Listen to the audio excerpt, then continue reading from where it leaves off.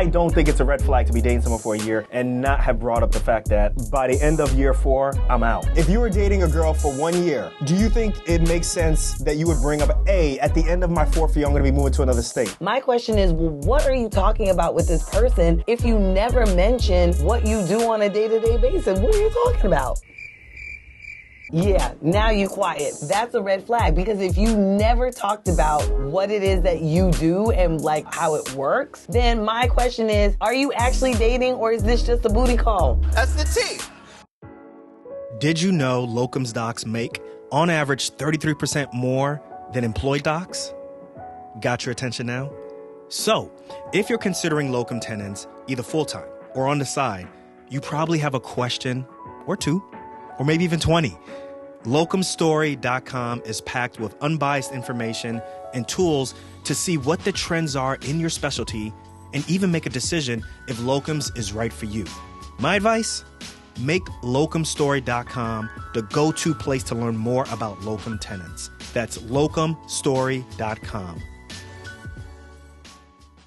All right, y'all. Welcome back to another episode of Docs Outside the Box. In this episode, we're going to be answering some questions, some highly contentious questions from our audience. This is not really a feedback episode, but really more of we want to see what the audience thinks about certain issues, whether it's related to dating, or even possibly, as our second question will show, someone who wants to drop out of medical school and is not sure about all the consequences that they're going to face. So we got a lot to cover just in those two questions. Did you introduce yourself? Oh, snap. I didn't introduce myself. Hey, y'all. You know how it is. I'm your boy. It's Dr. Nee, host of Docs Outside the Box. I'm joined by... Dr. Renee, keeping you in check. Definitely. So, look, let's jump right into this. Wait, we got to say what's going on here. Well, what is going on? We live. Okay, so why don't you let the folks know? We live. What's up, y'all, on Instagram? I already see we getting some love for people on Instagram. Yeah, I don't have my glasses on, so I can't see. So I shout out to y'all. can't see either. I can't see the people on Instagram, but I do see that some people have joined us on Instagram. We are also live using StreamYard for the first time for this type of episode. And yeah, we are live on Facebook, on YouTube, on LinkedIn. We live. So we want to try to connect with y'all a little bit better. So obviously this episode is formally going to come out on YouTube. It's formally going to come out as a podcast episode wherever you listen to all of your podcast episodes, DSPs, everywhere. But we want to try to communicate with everybody through Instagram as well as LinkedIn, and even we're on YouTube also. YouTube, Facebook. On a more like realistic, like quick basis. So that's what we're trying. So shout out to y'all, people who are up right now. You should be watching the Celtics game against the Heat. You can't tell them what to watch. Or whatever you watching us. Shout out to y'all. So look, let's jump into this though. You ready? I'm ready to jump into this. We're about to answer these questions. So we're going to answer these questions, but before we answer these questions, 2 episodes ago we talked about the residents at Elmhurst Hospital. Oh, yeah. So the residents at Elmhurst Hospital, all 155 of them, or 155 of them, have decided to go on strike as of Monday. That's crazy. And that is May... So we're recording this on Tuesday, May 23rd, but they went on strike yesterday. I was listening to 1010 Wins, and they went on strike. So I don't know what those people are going to do, but basically Elmhurst Hospital was the epicenter of COVID when it first hit the United States. Yep, it was. was. Good old Queens. And basically this is from the city. It says, resident physicians at Elmhurst Hospital walked off the job Monday morning after reaching an impasse in a salary dispute. The first time in more than 3 decades that doctors have gone on strike in New York City. If anybody remembers from the last episode, basically the doctors at Elmhurst are getting paid almost $7,000 less than the doctors who do the same thing, the same residency, or the same type of residence specialty at hospitals in Manhattan and other parts of Manhattan. So there's some other things that they're upset about, one of them being the duty hours, some of them being not enough help. The other thing also is that, in terms of ancillary services, a lot of them feel like they have to transport patients. Some of them feel like they have draw to do labs. Yeah, they got to draw labs and stuff like that. So they're not down with that. And they have been trying to get this thing working with the administrators, and they have not been able to get it going with the administrators. And they, in coordination with CIR, the Council of, what's the CIR? Interns and Residents Committee of interns and residents, which is part of the SEIU, what do you call it? Union. Yeah. Right, the SEIU union, which I was a part of as a resident. Yeah, this is pretty big news because 155 residents generate a lot of work or do a lot of work. So I am very interested to know how the hospital is coping. I'm interested in how the attendings are coping. They about to strike next. Yo. They about to strike. They like, what? Y'all on strike. If you're an attending, would you support the residents? I don't know. Of course. I mean, you know how many H&Ps you got to fill out? You know how many discharge summaries you got to do? You know there's always that one patient who's been there for like 5,700 days. And nobody's been keeping track of the discharge summary for that one patient. And when they are on strike is the day they go on strike is the day that patient gets discharged. Like, come on, yo, come on. No, I'm not dealing with that. Yeah, that's not fair. That's really not fair, yo. That's not fair. Oh, man. But listen, right now, we're joking about it, but obviously this is a serious matter. Yeah. We're not going to get too much into the specifics of this episode or of this strike, but we just want to let y'all know we told y'all so. It's here, and it's going to be very interesting to see how this plays out over the next couple of days to however long it plays out. How can I see the feed here? How can I see the feed so I can talk to the people on Instagram? That I don't know how to do that. All right, excellent. So, very good. So everybody stay tuned for that. Once again, we will put a link in the show notes to the article from the city. Which is pretty local newspaper article, media outlet for New York City, and I think it's really interesting what they have to say. If you know somebody, guys who are watching this, if you know somebody who's actually on the picket lines, particularly a physician, a resident, let us know. See if they can connect. If you can connect us, because I'm very interested in interviewing one of them. Yeah, me too. Yeah. Just really interesting and kind of sad, that it had to get to this point. Yeah. I mean, it's, at this point right now, residents, when they form a union, the biggest ability that they have is to be available, but the biggest the biggest point of their leverage is their ability to show up to work. Right. That's it. So, right. See how we go from there. So listen, let's jump into some questions that we have. The first question that we have, folks on Instagram, if you're watching. Well, before you read your question, if you guys have questions that you want to submit to us, right? If you guys have questions that you want to submit to us, you can do so by sliding into our DMs. Or you can go onto our website, which is drneedarko.com, and look at the contact page. Go to the contact page and send us a question there. Or you can text us. Alfred, if you could put the text number here, but it's, what is it? 833-283-2860. So you can text us as well. If you're on our Instagram, I think our text number is on our Instagram profile, Docs Outside the Box. So just know that we are just two people giving advice.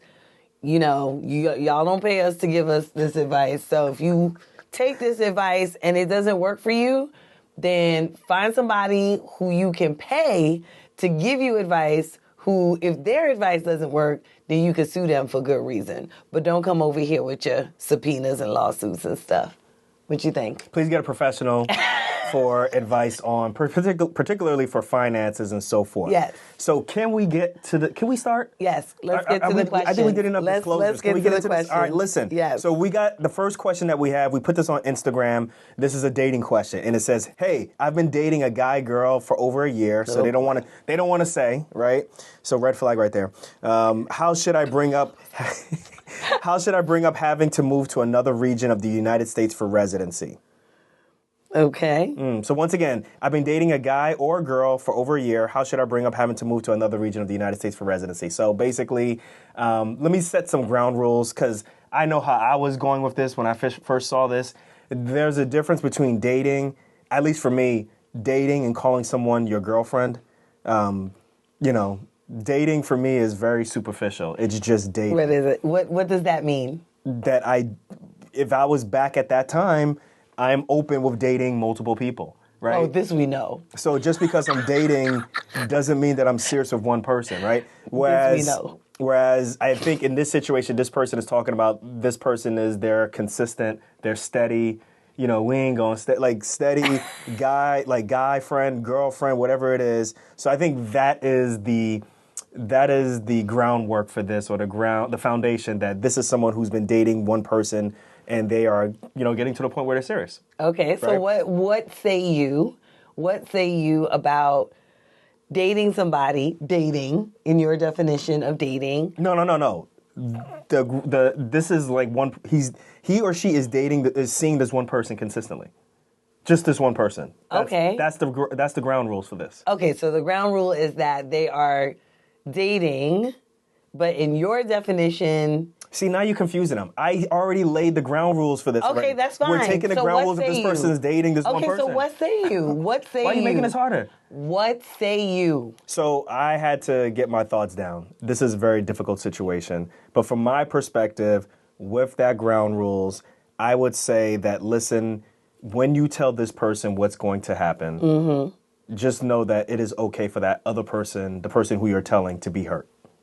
Right? No matter what you say, they're going to feel hurt about this, right? They may have a difficult time about this. Of course. No, but I think sometimes some people are like, look, I'm going to tell you something. I'm going to be moving to, New Mexico, and we're living in New Jersey right now. And then they kind of expect that person to be completely happy about the whole situation. And it's like, well, but if the person is writing in, they obviously don't have that expectation. Right? Well, the person is going to be surprised. So what I'm saying is just know that whatever you tell the person, right, for the most part, they're going to be surprised, and they may have a difficult time with it. So that's just one of the things that, whatever you say, the person is probably going to be hurt at the possibility of this relationship either being strained or losing this relationship because you're moving to another geographic location in the United States. Right? Okay. Ain't that fair? That's fair. I mean, why are we making this hard? This is not hard, but, obviously this person's been dating whomever they've been dating for over a year, and this topic has not come up. That's where the red flag is, right? I don't think that's a red flag. Well, I don't think that's right. That's where. But you go ahead, go say you, because you're going to bring it from a woman's perspective. I'm going to bring it from a man's perspective. I don't think it's a red flag to be dating someone for a year and not have brought up the fact that, hey, by the end of year 4, I'm out. So my thing is, what the hell are you talking about with this person then? We talking about politics. We talking about love. Like, what we going to see? You going to talk about politics? Should I meet your parents? Should I, whatever it may be. You don't talk about politics with someone you date? I get that, but I'm saying, if you're talking about politics, then how are you not talking about your actual future? We're talking about personal finance. But you're dating. You're talking about personal finance with somebody that you're dating? Yeah, like what you invested in. Yeah, really? Yeah, you in Bitcoin? Really, Nee? Yes. You know what? You should just stop talking, because no. I wish I could see. I can't see the screen. I want to see what people on Instagram are saying right now. Aldwin is on. Aldwin, what you think? Tell us what's going on. Aldwin, if you were dating a girl for 1 year, do you think it makes sense that you would bring up, at the end of my 4th year, I'm going to be moving to another state? So, I guarantee he's going to say no. Hold on a second. You're assuming that conversation is going to come up in a way where it's like, hey, I just want to tell you this. That's not how that conversation is going to come up. That conversation is going to come up, especially considering that this person sounds like they're dating someone who is not in medicine. The conversation would come up in this way. Like, oh, you're in med school? Yes. What does that look like? And then the person starts telling them what the process of getting into med school is like, what the process of, going through med school is like, including potentially, going to residency and what that process looks like. It doesn't necessarily mean that the person is going to be like, hey, let's have a sit-down discussion. I mean, but that's like the most responsible way in which it's not that it's responsible. That is the most realistic way that it would happen, right? Like, fine, when we were dating, right? You obviously told me things about, like, how you went through, getting to medical school, what your plans were for, going back home and things like that. Right. Like, it wasn't like a sit-down discussion. It was like, yeah, for residency, I really want to go back home. I really want to go to New Jersey. That's what you told me. Mm-hmm. I wasn't asking you for the sake of, and actually you told me that before we were dating. So I wasn't asking you that question in terms of, oh, let's sit down and have this serious discussion. My question is, well, what are you talking about with this person if you never mention kind of what you do on a day-to-day basis? What are you talking about? Yeah, now you quiet because you know that makes sense. That's a red flag because if you never talked about what it is that you do and like kind of how what you do, how it works, then my question is, are you actually dating or is this just a booty call? Somewhere in between, possibly. But that's what I'm saying. So now all of a sudden, why is there a concern about having this conversation? If it's really not that serious, then what is the concern? I didn't bring this question up. I understand that, but that's what I'm saying. Now I don't have the person here to ask that question, but my question to that person would be, if this has never come up before, why all of a sudden are you concerned? Because they're saying it's over a year and they're pretty, I don't know what's the deal with that, but they asked us this question. I would say that y'all got bigger problems and that y'all got communication problems. I disagree with that. I think that you can tell someone... Julie, our photographer, she says she's with me on this one. Of course she's going to take your side. Why? Right? Why? What do you mean? What does that mean? Of course she's going to take your side. What does that mean? She's going to take your side. What? But I think that... You hear this, Julie? But also at the same time, like, can we give credit to the person who is dating the person who's in medical school? Like, you should be doing the work also to, like, explore the options or explore what your partner is going through med school with, right? Sense. No, for real. Like, you should be like, okay, well, let me look online and see, like, okay, medical students, like, by third year, fourth year, they need to start thinking about residency. Really, me? That is unrealistic. Why is that unrealistic? Then that person doesn't care about you. No, I disagree. That's unrealistic. No, can I finish my point, please? Finish your point. Can I finish my point? That point. Because I don't even know why you bring that up. if two people are talking, then we can't really... Okay. It's not, we can't really get the audio. Go. So what I'm saying is that I don't think it's outlandish to expect your partner to kind of be on the up and up and know what you're doing and what's going on. You done with that. You are done with that because that to me is the most ridiculous thing. It's not ridiculous. Yes, it is. Like, why would somebody like Google what does a third or fourth year medical student do? Like that doesn't even make any sense. If I'm talking with you and we are, having obviously some sort of relationship, right? Then wouldn't I expect for you to be the source on... So I do have a question for you then. What? So let's say you are dating someone for a year. Mm-hmm. They, during this time, let you know that, hey, let's say we're in the Midwest. We were in the Midwest, yes. And they say, hey, but no, you are from the Midwest. Okay. The person in medical school or me is from New York. Okay. And they say, listen, we've been dating and so forth. Or even just, they don't even say it in a formal way. They just say, look, like, I really want to just get back home. I want to do residency at, like, this hospital. I want to do residency at Elmhurst. I want to do residency at all these different places and so forth. What would you say then? Okay, first of all, let us go back to the context. Here she goes. I'm not changing anything. Let us go back to the context. You just proved my point. You literally just proved my point that this would be informal conversation about, hey, where are you from? I'm from, New York. I'm from this place. I'm from that place. Oh, really? Yeah. I'm just thinking about how I'd like to get home and this, that, and the other and blah, blah, blah. Completely informal conversation. Like that makes sense. Okay, fair enough. So what would you say?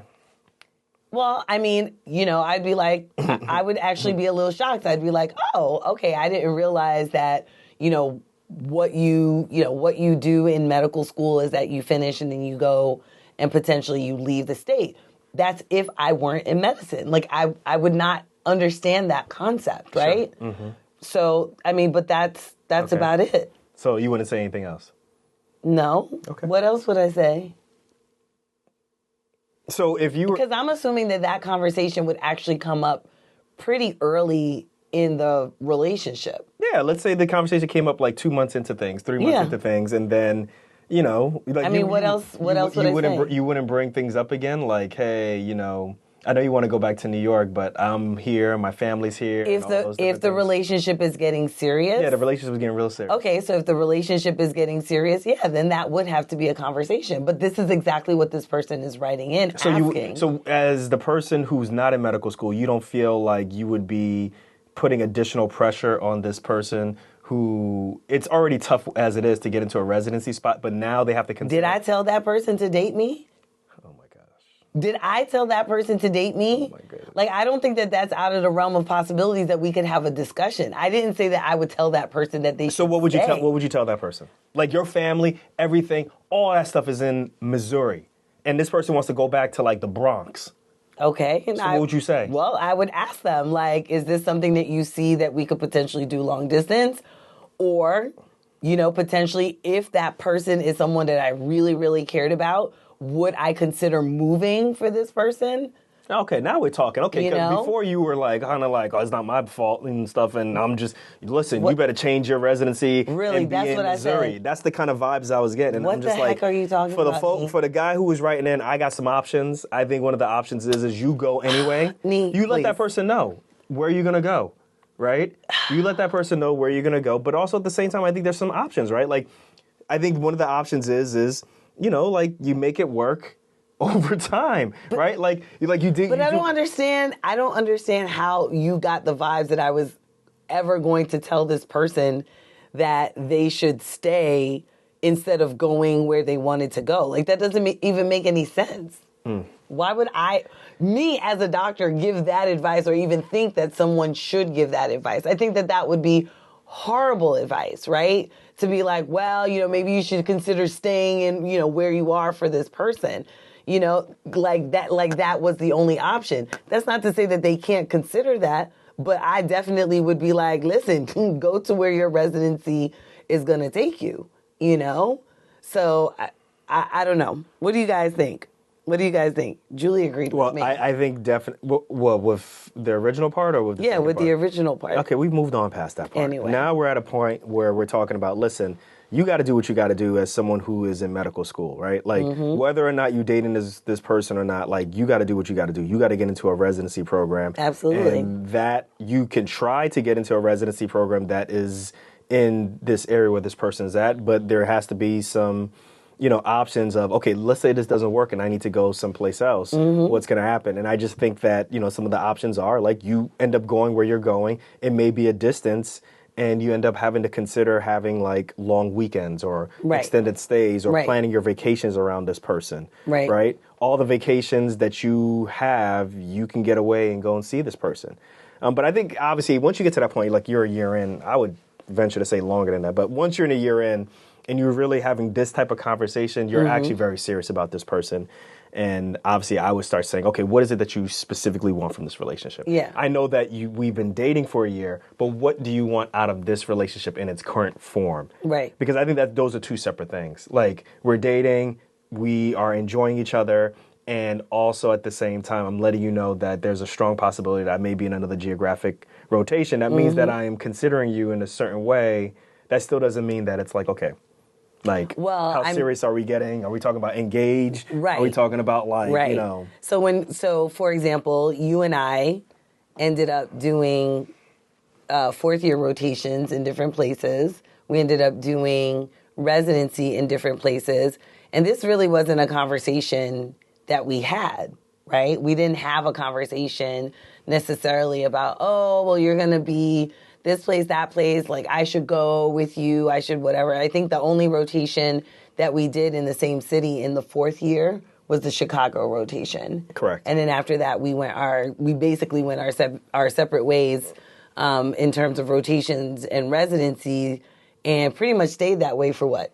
Maybe about 6-7 years, right? 6-7 years, long distance, and on and off, and long distance, and on and off. And long distance. Yeah, we did a lot of long distance, right? We did a lot of on and off, too. You may be hearing some therapy going on in this, too, guys. Relationship therapy. Right. But, I think that it's important to understand that, if you're going to do a long distance relationship, it's going to be a tough thing. It's really tough, especially after you've spent a lot of time with this person in person, And I think, for me, that was one of the hardest things for me, was that going from seeing you on a daily basis, for 3 years, right? And then all of a sudden, that's several weeks to months that we're not seeing each other. Exactly. Which is my next point, which is I do think that another option would be, listen, let's just, because you could be dating someone for a year, be serious about them, but just not ready to commit like that or put a ring on it. Put a time limit on it. Right. Make it like an experiment, so to speak. Let's just see what happens and see how it goes. And, but see what happens means like we're putting a full force effort into this. We are spending our vacations with each other. We're doing extended time away, weekends, all those different things. Yeah. And then after, I don't know, a time of 6 months or so, reassess. Is this really worth it? Right. Is really me traveling all through that person traveling, to wherever this person is going to be at. Is it really worth it? And kind of go from there. So I don't know. Yeah. We threw a lot at them. Well, needless to say, they have a lot of options. What I would not recommend is all of a sudden using this as a reason to commit, like to marriage or something like that. That I would not do. That would be horrible. That would be horrible. Yeah. Like, that is not a reason to be like, well, I guess I'll just, ask this person to marry me. Like, that is not a reason to do this. So that's all I'll say about that. And ultimately, at this point, if you love each other, you guys will make it work. That's how I look at it. If it was meant to be, it's gonna be meant to be. That's how I do. Maybe. So. But for real, right? Yeah. So I do think that for real. Okay. So I think we settled that, guys, for the show. For the show, not in real life. It's gonna be a quiet night upstairs. Not in real life. Let's see. MP Nate 82 says, I think you guys would be better with a broader title. Not all these people are fortunate to have partners as doctors. It's good info, but better draw keeping it broader. Don't know what that means. I think you're saying the topic of... Oh, our topic. Yeah. I'm like, what? Gotcha. Yeah. Okay. Fair enough. We appreciate your comment. Share it out. Yeah, we appreciate your comment. Share it out. That'll make it broader. Well, look, how about this? We have another question, like we said earlier. Before we get into that question, let's go ahead and take a break. Backdrop. 2012, finishing my fellowship in Miami, and no decision bigger than where and how I was going to start working on my own. And there it was, the fork in the road. Being employed versus something I had never heard of before, locum tenens. So I decided to go the locums route, and I had a ton of questions then. I stumbled a bit, but eventually I was able to stand on my own, and I have been working locums over the past 10 years. Now, what about you? If you're considering locums, you probably have hella questions just like I did. Like, who covers my malpractice? Do I really have control over how often I work? And what are the tax implications? Now, lucky for you, locumstory.com has the answers you need. It's packed with unbiased information and advice from docs just like you. And there's nothing to sell here. It's just a simple resource for information, like finding out what's the average pay rate for your specialty. There's even a quiz to see if locums is right for you. So listen, take my advice. Locumstory.com is the perfect place to start if you want to learn more about locums. That's locumstory.com. All right, y'all, we are back. Renee's still upset at me. So let's jump right into our next question. Next question says, in my third year of medical school and have $200,000 of debt. Oof. But I am not enjoying medicine. Oof. That's a problem. Should I keep going or quit? Well, actually, we got some answers from that particular question on Instagram. And a lot of the people who answered in the comments basically said that he should keep going or she should keep, I don't know. Do you know where the answers are at? Yeah, I can look it up. But go ahead and start your thought process and then I'll pull it up. Oh, no doubt. So for me, I think if this was one of my mentors, if this was one of the medical students who were on a rotation with me or your mentees. in trauma, the first thing that I would say is, first we got to figure out, is this like an emotional decision or is this like a financial decision? What type of decision is this? basically the thing is you got to look internally and figure out, like, why do you want to quit? And there's a whole bunch of different reasons as to why someone would want to quit, right? Like that could be they don't want to deal with the debt, right? They start to realize that, you know what? I like medicine, but I don't love medicine, and I'm really concerned about how much debt I'm going to have, and this is a big issue. Basically, like anxiety over like student loan debt. That could be a big issue. Right. I think another thing that I think was exacerbated with, you know, the pandemic, but I think obviously this has notoriously been the issue from the beginning of time with medicine is the social isolation, right? The social isolation. What did I say? Social. The social isolation that has to occur. The long days, the long hours, the possibility of sometimes there's weeks, maybe even months before you're able to connect with loved ones. I do think that to some extent that's overblown, right? Like you have to be able to connect with people. But I get it. When you're stressed, particularly when you're not doing really well, depending on what your personality is and your ability to cope, your coping mechanism may be, I just need to isolate even more, right? Like we see that with pre-meds. We see that with medical students who possibly don't do well on boards. We see that with residents and the same thing. Like when they don't do well on a certain test, because there's this identity that they've built up and everybody's like, hey, like you told us that you were going to do A, B, C, and D, and when it looks like that's not going to occur, we tend to kind of, kind of shy and kind of go someplace else and kind of disappear. So I can definitely see that someone saying, listen, like I feel isolated. I feel like this is not working for me. I feel like I'm on an island. I can't do this. I think that's an issue also. Oh, yeah, for sure. And I think the other thing, too, is work-life balance, right? Yeah, all this debt I'm dealing with, I don't want to be isolated. And I just feel like the work-life balance, the 80 hours on average that you're going to work, possibly, maybe less, maybe a little more. In residency and possibly even afterwards. You know, if you're a private practice doc, you may have to put in a significant more hours, depending. I think that can cause people to have some issues.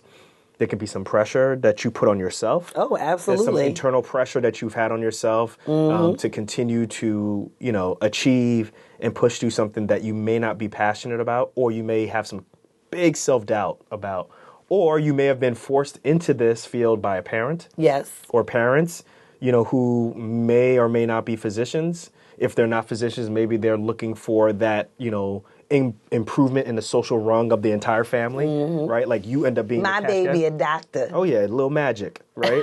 Lil Magic is a doctor, right? Or it could just be, like I said, the other thing, the family or someone in the family is a doctor, and they just want to see Junior, become a doctor also. Yeah. So we got quite a few responses about this.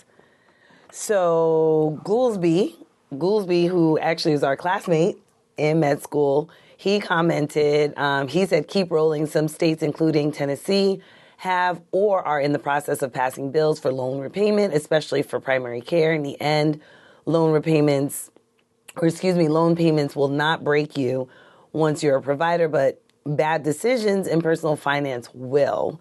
You don't have to drive a Benz, wear a Rolex, or live in a 6,000 square foot house.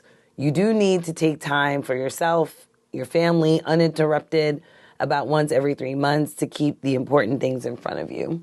So he says, stay the course. But, in staying the course, consider, steps that are going to put you at an advantage, basically.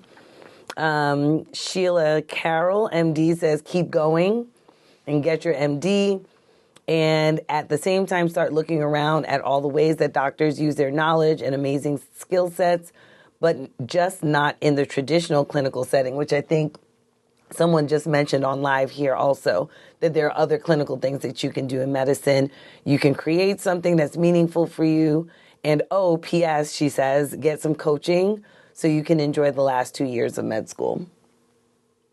That's if you can afford it, coaching. especially if you're already in that much debt. And the amount of how much coaching will cost. Well, anyway, what's the next comment? So Blue Train says, felt this way my second year of med school. I was miserable, stayed the course, although painful, but glad I did. Hope is not lost. Keep tethered to other docs who have had the journey. I think your feeling is not uncommon. As mentioned before, look at other opportunities to use your skill set that might be non-clinical. Medical education, among other things, tends to define who we are, but being a physician is what you do. It is not who you are. Tap. Slow clap. That's what I'm talking about, y'all. It's a calling, but it's still just a profession, y'all. So tap into the other parts of yourself to help you navigate your way through. That's what helped me. I love to travel, did some locums, saw the world one step at a time, made it work for me. Whereas Night Tunisia says, you gotta love it or leave it alone. Hey. A lot of people don't know what that's from. A lot of millennials and Gen Zs. Yeah, they don't know what that is. Yeah, you gotta love it or leave it alone. I think, to get this far into med school, and we talked about this with student Dr. Asias, who also just recently left medical school this past year. Yeah, I reached out to Asias multiple times. He didn't write back, but I see how it is, though. That's okay. I see how it is. Maybe you on this live. I see how it is. I'm not taking it. It's really a tough decision. I think, staying the course is definitely an option, especially if you can have a positive disposition, about the possibilities that are out there for you, right? It seems like obviously the debt is definitely a factor in this person's consideration as to whether or not they should remain in medical school, but it may not be the only or even the biggest reason that they are thinking about it. They're probably thinking that's the biggest consequence of, leaving the medical education. But that may not be the biggest reason that they are thinking about leaving. Obviously, which part? What are you talking about? Which part? So I'm saying that this person mentioned the student loan debt, but that may not be the biggest reason that they're even considering this question. I mean, that's for everybody. That just might be the biggest consequence that they can see in front of them. Right. But the biggest reason may be for something else. Obviously, they mentioned that they don't like medicine. Yeah. The question is, what is the consequence of them really not enjoying medicine? Yeah. Right? But the other thing, too, is I think I would like if they were a little bit more specific as to why they're not enjoying medicine. Yeah. Is it the studying? Is it the actual topics aren't fun? The actual, anatomy is not fun.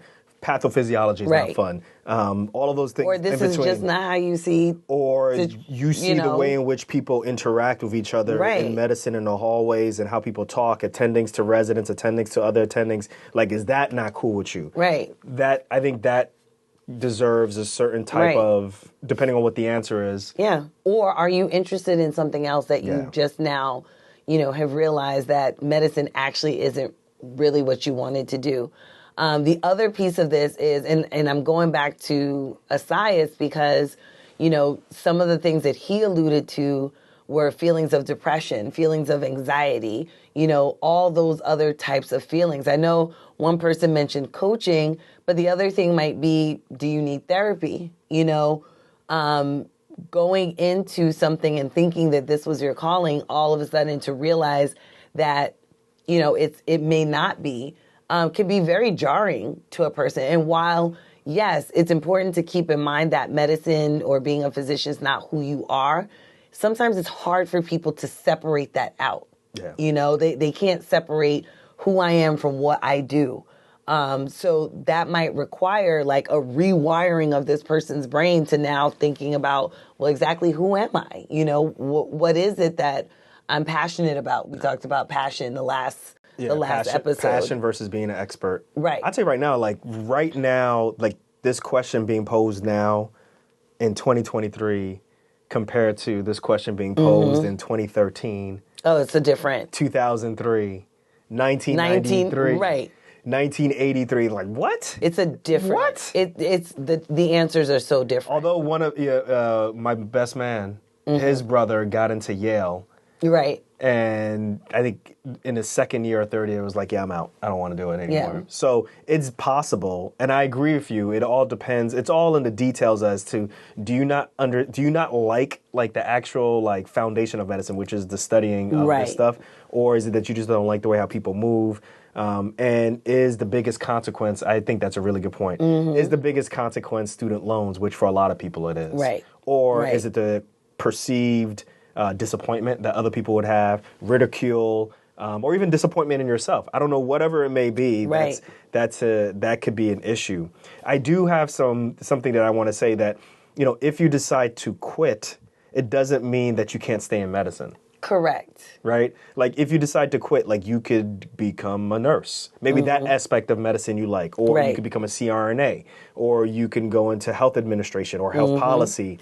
So I was doing research while I was looking at this question, and there's a website where, it's a regular blog that someone put down, and they listed 35 jobs for physicians without a license, right? So I have the link in here. We'll put it in the show notes as well as in the description.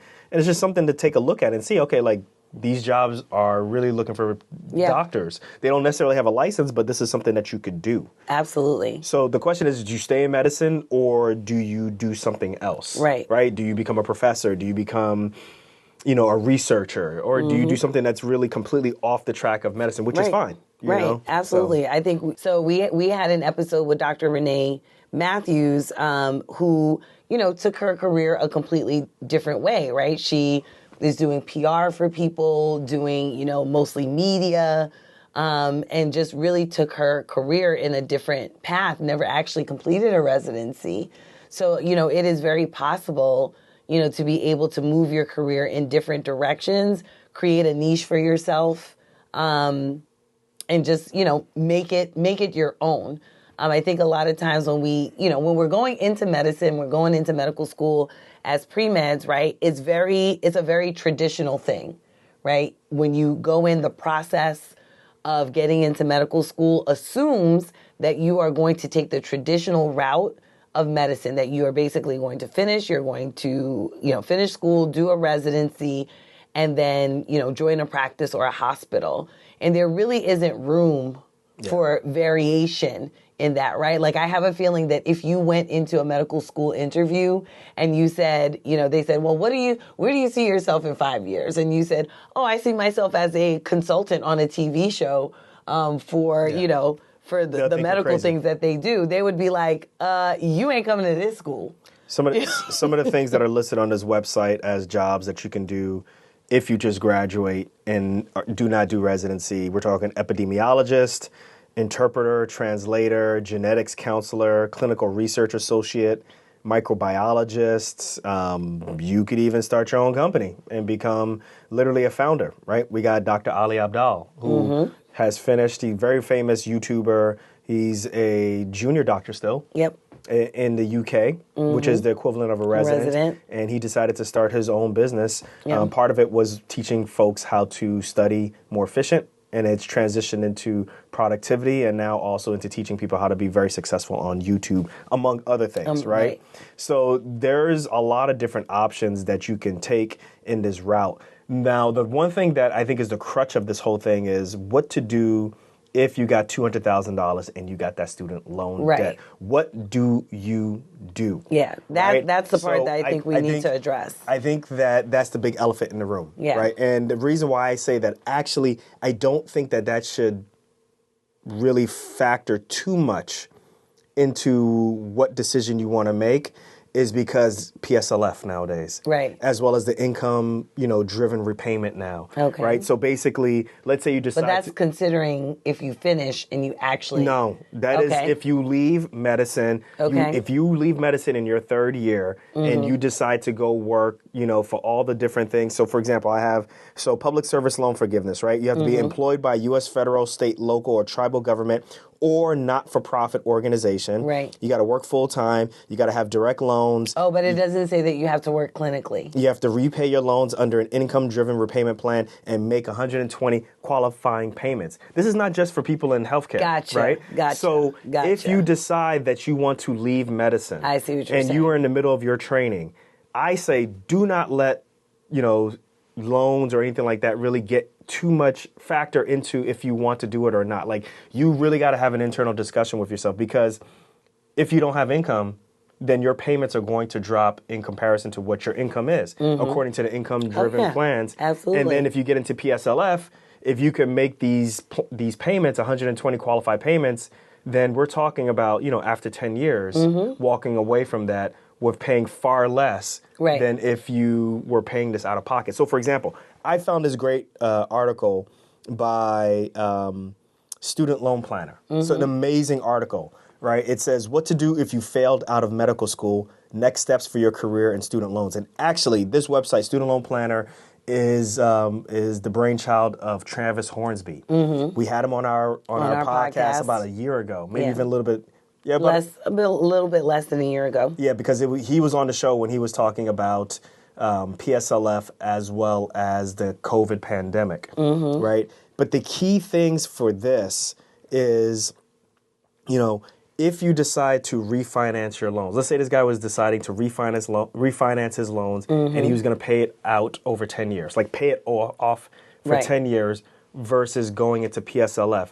The amount of money that he would save just going into PSLF, even though it's not related to a medical career. Let's say for example, he finished and he's like, you know what? I didn't finish medical school. I want to go and become a professor. Right. And I need to do additional training. Or I want to be a nurse and I need to do additional training, right? The additional student loan debt that he takes on, right? As long as he's making payments, as long as he's working under these qualifications, it's the same thing. Right. Right? So here's an example, right? It shows that, let's say he did PSLF, right? He would have ended up paying $54,000, right, to get everything taken care of after 10 years, and $585,000 of it would get forgiven, right? This is an example of someone who had $250,000 and then he decided to, add another $150,000 of debt, right? So basically, if he did PSLF, $54,000 would be the payments that he would have to make. Okay. After 10 years. Right. Now, if he did private refinancing after 10 years, $497,000. Right? Which is kind of similar to the situation that we did. Right. But we paid ours off in 3 years, whereas this is a little different. So basically, there's different examples of this article just showing that at this point, if you're down with doing income-based repayment, which if you left medical school and you got all this crushing debt, that's your only option, to be really honest, right? Or that's your only realistic option, right? Well, that's probably your only foreseeable option at this point in time. Right? Yeah. So you either do PSLF or you decide to refinance in some form or fashion, and then you're going to pay it off in 10 years. That's going to be a lot of money that you're going to pay off. Yeah. So basically what it's saying is this article is saying that, listen, if you decide that you want to be out and it's because you don't enjoy it, probably one of the last factors that you should consider is actually money. Or student loan debt. Right. And that's kind of my point was that, let us not assume that the money, is his only or her only reason or even the biggest reason, but that might be the biggest consequence that this person can see, if that makes any sense. Oh yeah, but that's the biggest consequence, the most painful is the elephant in the room. That is something that you can't deny, right? You constantly see that. You see that debt, you get those emails, you get those things. But if you can ignore that. Yeah. Yeah, let's put that article in the show notes for the podcast. But this has been an interesting discussion because I just wonder how many. For the dude who wrote that, I would say do an internal. You have to have a come to Jesus meeting with yourself. Yeah. And I would say kind of think about what's driving you to quit. Have a real thorough discussion with that. Find out, can you push through? Yeah. Or if you really feel like you can't push through. For example, I would say definitely the things that would say, hey, I can't push through anymore is it's affecting my mental health. Yep. It's affecting my physical health. Yep. My relationships, fair relationships with my family are being affected. And I just don't think that I want to do this. This is not worth it to me. Yeah. Then I'd be like, hey, maybe worth it to be out. This is not for everyone. I totally agree with that. I just wonder how many students are feeling that way. Students and residents are feeling that way. Well, if you go to the AAMC website, right, if you look up their attrition scores or their attrition rates, they'll say that it's anywhere between 2 to 5%. But that doesn't make sense, That's reported, though. Right. But they say that most people who are finishing a 4-year degree, the percentage of folks who are matriculated and end up finishing a 4-year degree is anywhere between 81 to 84%. Well, but that's also not necessarily including, that doesn't parse out how many have been dismissed, right? That's a good question. That might be. It might be. Right. It might be. So that might be some people dropping out, but that also would include people who've been dismissed. So it would just be very interested to see that attrition rate. From that attrition rate, what is the percentage of people who are not being dismissed but actually leave medicine altogether? Not even a leave of absence, but actually leave medical school altogether. I'd be very interested to know how many people that is. And that's, reported people who are feeling that way, who actually, leave. But there are people who are feeling that way who don't leave. Yeah. So it's just very interesting to me. I don't know if this is Noblez or N0B1ES. He says, I think lifestyle has become a big factor for people. Yeah. No doubt. Yeah. I think as medicine has become very corporatized, and it's become, to some people, almost like a regular job that's a high-paying job, people are going to be like, my lifestyle is going to, be the most important thing. Right. That's it. I'm not looking at this as a calling. So it's possible. But I think overall, lifestyle becoming a big factor is a good thing. Yeah. That's my thing. Someone says, got to wake up at 4:40 a.m. They got to go. Oh, man. They got to go. This is dope. So that's... So I just want to say one more thing. So if you remember, I was talking with you about an article that was written in PubMed about doctor job satisfaction. And this kind of plays into it a little bit.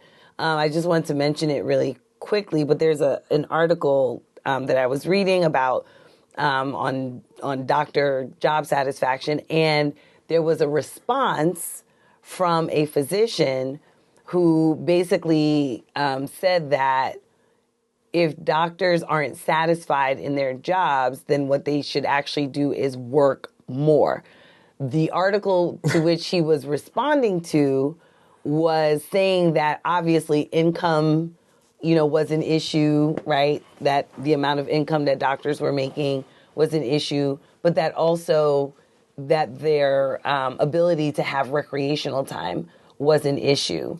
And so this doctor basically said that, well, if they are not happy with income, then they should work more so that way they can make more income and then they would be happy. But that completely... I don't know, to be honest, I don't know if that person was trolling or not, to be honest with you. No, he's not trolling. That's what he really believes, right? It got published in a journal. But what he failed to take into account is that while money was definitely an issue, the problem was still the recreational time. And if you are working more, then you're actually removing recreational time. So the two factors, the two things that factored into the job dissatisfaction, he only focused on one and was like, well, you just need to make more money and you'll just be more, more satisfied. And it's like, yeah, but you completely ignored the recreational time with my family, time to think by myself, time to sleep, time to go on vacation. These things matter too.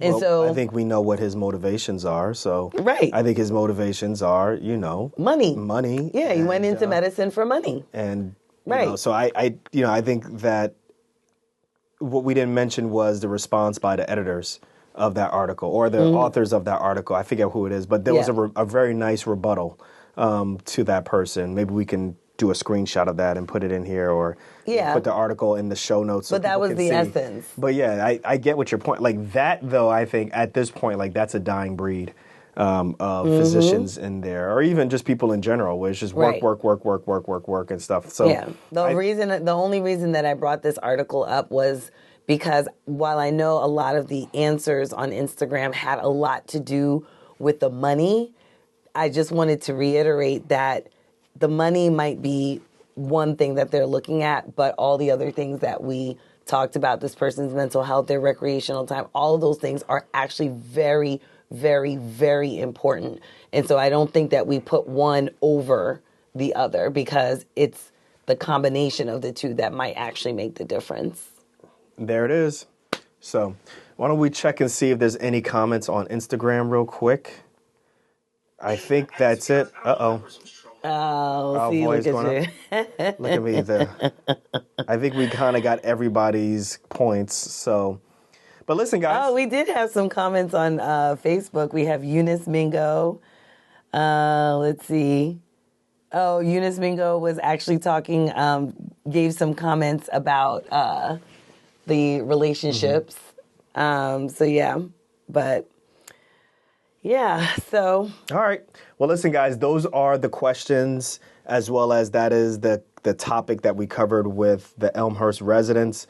If you are a resident and you're at Elmhurst right now and you are watching this right now, hit us up.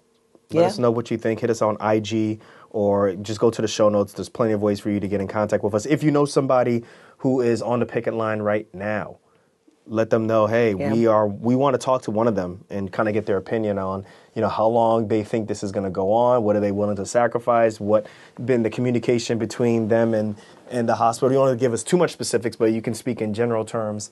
Those are things that we're interested in. And then second, the questions that we answer, these are things that we love to do, right? Because we feel like, there's a lot of experience that we have with dating, obviously, as well as being interacting with folks who just said that maybe medicine is not for them, or they've kind of questioned that part and said maybe they need to walk away.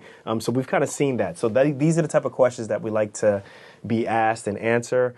So everybody who continues to send us questions, we will answer them on future episodes. Remember, you can slide into our DMs. Yep. You can go to the website, drnedarko.com, and you can text us as well at 833-280. I don't know. Go to our Instagram and the number is there where you can text us. I can't remember it off the top of my head, but it's there. All right, y'all. We will catch you guys on the next episode of Docs Outside the Box. We appreciate you all for listening on the audio version, on all DSPs, Google Podcasts, Spotify, Apple Podcasts, whatever it may be, as well as on YouTube. And now, for the folks who are seeing us on live, on Facebook, YouTube, on LinkedIn, on Twitter, on Instagram, on TikTok, on whatever it may be. Anything that's out there, we on there. I don't care. But we will catch y'all on the next episode, y'all. Peace.